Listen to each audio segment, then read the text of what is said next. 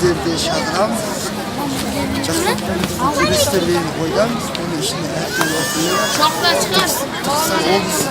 Türkistan Oğlusu'nda aşılı. Devasa bu aşılı durum saat işte. Sizler basalım kirlik mi işte kirlik işini egemenliğine özel gerekler falan alıp şimdi sizler az kalabalık ister. Konakta konsumselde Hakikaten aslında olayım. Sizlere şahane. Ben açmışım neydi? Ben sizlere tüm jaksa kümüzde, jaksa atmosferede cüygenlerimizde kalanız. Sizlerge jaksa tutuyuz. Ama çoğunlukla akakşan olmay jaksa cümüzde.